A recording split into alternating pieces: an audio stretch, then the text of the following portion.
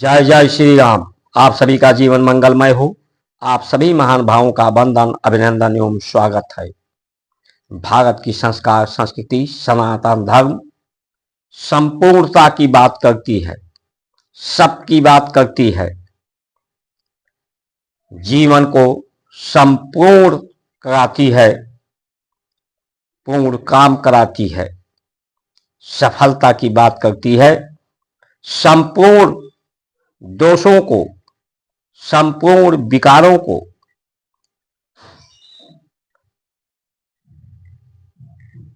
प्रभावहीन करती है और उनके परिणामों से जो दुखद है, दुर्भावनापूर्ण है, द्वेषपूर्ण है, दुर्भाग्यपूर्ण है, उनसे बचत करती है।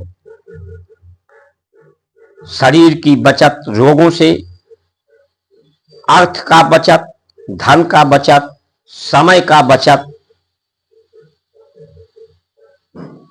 बीमारियों से बचत, सबसे बचाव कराती है। लेकिन जब संपूर्णता की बात हो तो संपूर्ण लोगों को इसकी समर्थन और सहयोग के लिए सनातन धर्म के लिए इस वीडियो को पूरा देखकर subscribe, like, share, follow, comment करें। जो हमारे संतों ने अलग जगाया है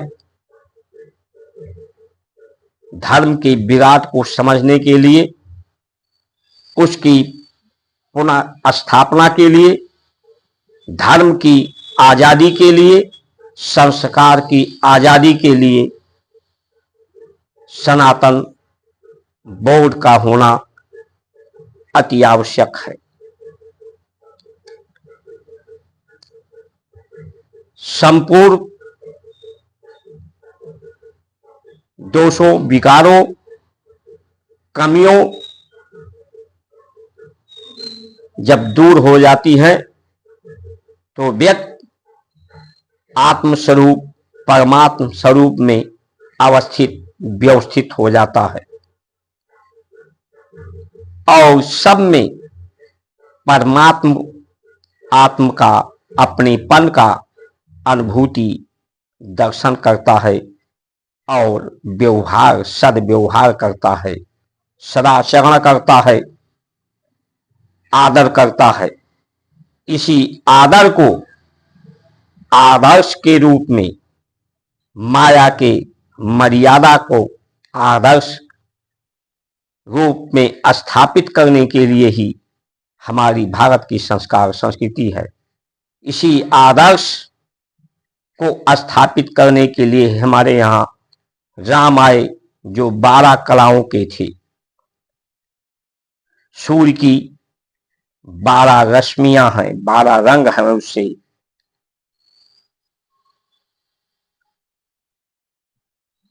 12 राशियों पर नियंत्रण के लिए, शुद्ध करने के लिए 12 शक्तियों को लेकर के राम आए, जो सूर्यवंशी कहलाए। कृष्ण आए तो 16 कलाओं को लेकर आए। चंद्रमा की 16 कलाएं होती हैं। चंद्रमा यानी मन का प्रतीक, मन में के द्वारा 16 विकार पैदा होते हैं, 16 दोष पैदा होते हैं। उन दोषों विकारों के निवारण के लिए 16 कलाएं, जो नेता अभिनेता होते हैं उनमें 6 कलाएं होती हैं। पूरा जगत 3 कलाओं से, 3 गुणों से जगत की उत्पत्ति है, जगत का कारण है। जब नेता अभिनेता आपके वेशभूषा, आहार, व्यवहार को निर्धारित कर सकते हैं, आकर्षित कर सकते हैं, तो ये हमारी भारत की संस्कार संस्कृति सनातन धर्म जो संपूर्णता की बात करती है, सबकी बात करती है। धरती, प्रकृति, ब्रह्म, ब्रह्मांड, शरीर, गौ माता, शरीर के दोष और विकार, रक्त के विकार, प्रकृति के विकार, ब्रह्मांड के विकार का निवृत्ति हमारी गाय करती है, गाय माता करती हैं। और जो धर्म हमारा है, जो गुरु है, ब्राह्मण है, वो मन के विकार, चित्त के विकार, इंद्रियों के विकार और दोष का निवारण करते हैं। संपूर्ण निवारण। कर्म की बात करें तो कर्म ना परमात्मा ना पैदा होते हैं, और जो पैदा नहीं होता उससे कुछ पैदा नहीं होता, उससे कुछ उत्पत्ति नहीं होती। इसीलिए वो नित्य निरंतर है, कर्म रहित है, दुख सुख रहित है। नित्य निरंतरता की उनकी सार्थकता की सिद्धि होती है।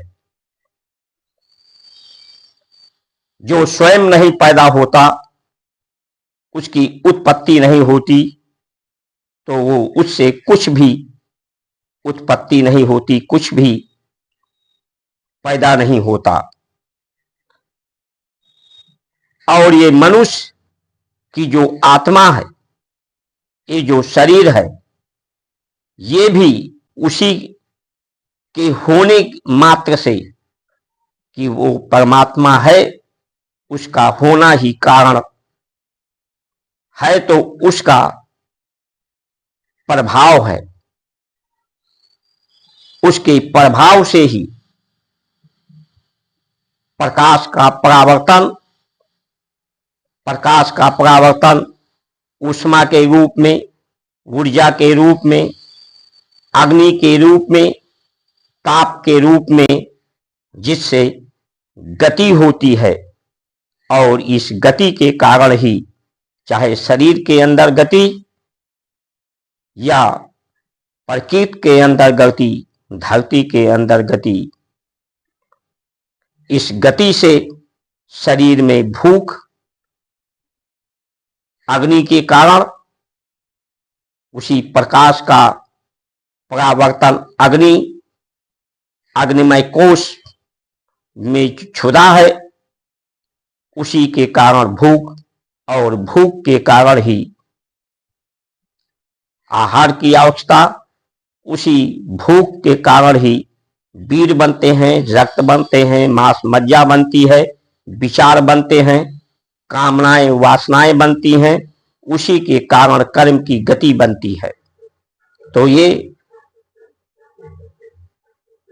कर्म का किसी अकेले से होने का सिद्धि नहीं होती है।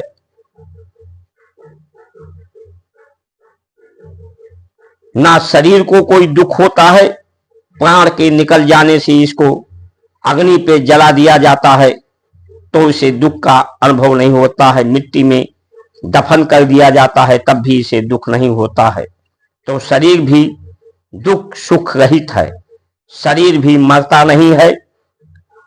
5 तत्वों से शरीर बना है, 5 तत्वों से व्यक्त होता है, फिर 5 तत्वों में भी अव्यक्त हो जाता है। तो शरीर का मरना भी सिद्ध नहीं होता है कि शरीर विनष्ट होता है, इसका परिवर्तन होना सिद्ध होता है। आत्मा भी नित्य निरंतर होती है। तो ये जीवन की जो पूर्णता है वो है आदर्श मर्यादा। इस आदर्श मर्यादा को स्थापित करके सुंदर सृष्टि है, सुंदर दृष्टि है, सुंदर दृष्टिकोण है, उसी की आभा है। उसी के आभा को आभास करना, अभिव्यक्ति करना, अनुभव करना सुख, शांति, स्वस्थता के लिए, इसी में जीवन की संपूर्णता है।